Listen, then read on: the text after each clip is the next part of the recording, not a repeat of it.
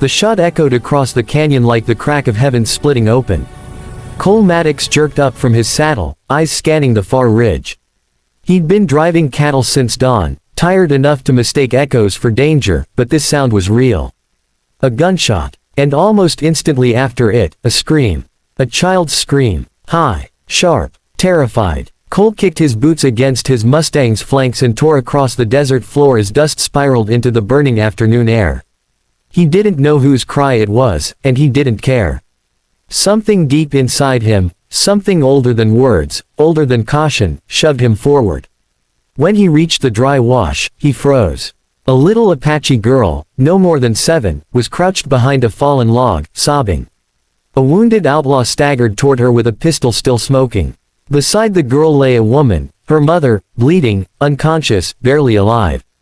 Cole didn't think. He acted. His rifle roared, and the outlaw collapsed into the dust. The girl scrambled backward, shaking uncontrollably, dark eyes wide with fear and confusion. Cole dropped his gun, lifted both hands, and stepped slowly toward her. "It's all right, sweetheart," he murmured. "You're safe now." The little girl didn't respond. She only pointed weakly at her mother and whispered something in Apache. Cole knelt beside the woman. Her pulse fluttered like a bird's wings. The injury was serious, but not hopeless. He lifted her carefully, wrapped her in his coat, and sent up a silent prayer to whatever powers ruled the desert.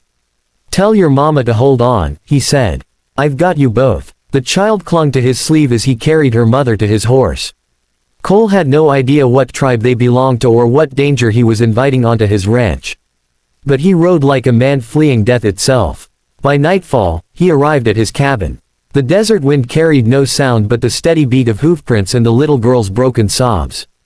Inside, Cole laid the wounded woman on his cot. He cleaned the gunshot, stitched what he could, and prayed harder than he had in years. The little girl never left his side. At sunrise, when the air was cool and blue, Cole heard hoofbeats approaching. Many hoofbeats. He stepped outside to find a group of Apache warriors descending the ridge, armed and silent. At their center rode a young woman, slender, braided hair flowing behind her, eyes fierce like a hawk's. She dismounted before Cole could speak. "I am Ayanna," she said. "The woman you saved is my sister. The child is my niece." Her voice trembled, barely, but enough. Cole took a step back. "Your sister will live. I'll keep her here until—" He never finished the sentence. Ayanna dropped to her knees in the dirt. Her people gasped softly, shocked. Ayanna pressed one palm against her heart, the other against her forehead, and bowed so low her braids swept the ground. In a voice steady but charged with emotion, she said, "You saved my sister's life. You saved her daughter's life. So this body is yours. My hands, my strength, my years. All that I am, I belong to your protection now, by the law of my people." Cole felt the air leave his chest. "No," he said softly.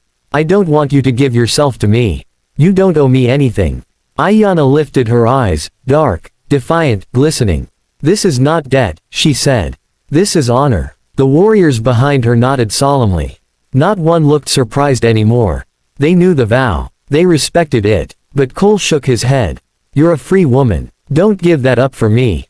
Ayanna rose to her feet slowly, dust drifting from her buckskin dress. "I give it because I choose to," she said. "A life saved must be a life answered." She stepped closer, her voice dropping. "When a mother survives, a whole family survives. And you preserved ours with your courage." She touched her heart. "So I stand with you now." Cole swallowed hard. He didn't know what to do with a woman who spoke like a river cutting through stone. The next weeks changed everything. Ayanna refused to leave. She cooked over his fire, expertly brewing herbs for her sister's recovery. She mended his saddles, his fences, even the shirt he tore in the rescue. She rode with him at dawn to check cattle, her presence steady, quiet, and alert. She spoke sparingly, but when she did, her words carried weight. She had endured battles, winters, grief that carved her like wind-shaped sandstone. Yet she carried herself like someone unbreakable. Cole found himself watching her more than he intended. Not because she was beautiful, though she was, or because she moved with graceful certainty. He watched her because she lived with purpose. A depth of purpose he had never known. Her niece, Lonnie, recovered quickly and followed Ayanna everywhere, laughing again, chasing butterflies, singing tribal songs as if the desert had given her voice back.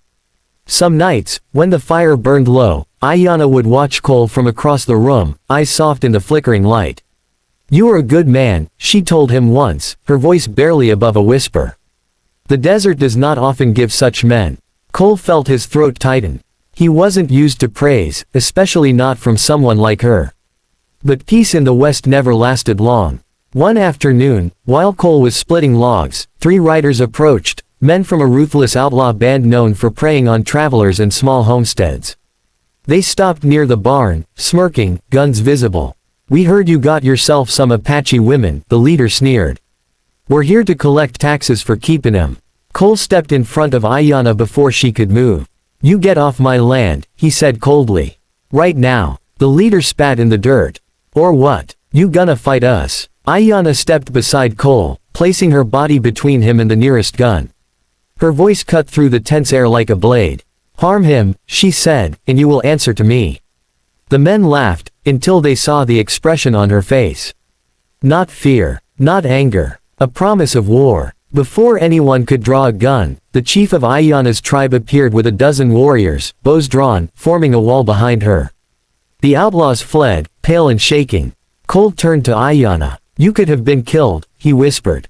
She reached out slowly and touched his chest, just above his heart. "This body is yours," she reminded him gently. "My vow means I protect you as you protected us." Cole covered her hand with his. "And I protect you just the same," he said. Her breath hitched. Something shifted between them then. Not possession. Not duty. A bond. Ayanna stepped closer, her forehead touching his. "Our spirits walk the same road now," she whispered. "If you accept it." Cole closed his eyes. "I already have." Months later, the ranch looked different, not because of new fences, new herds, or rebuilt barns, but because of the life inside it. Ayanna's laughter mixed with the desert wind. Her niece's footsteps echoed through the yard like tiny drums. Cole felt warmth where cold once lived. Purpose where emptiness once hollowed him. And one evening, when the sky blazed orange and gold, Ayanna spoke the words that tied everything together. "You saved my daughter," she said, meaning her niece as if she were her own. "So I gave you my body, my hands, my strength, my years." She lifted his hand to her heart. But somewhere in the giving, this heart followed. Cole drew her close. "And I'll spend my life proving it was safe with me," he murmured. Ayanna smiled, a slow, tender smile that softened the entire horizon. "Then this is our story," she whispered. "A story the desert will remember long after we return to dust." Under that vast Wild West sky, they stood side by side, 2 worlds, 2 wounded lives, woven together not by debt, not by force, but by choice, courage, and the kind of devotion that outlives time itself. And that was one of the best Wild West stories ever told.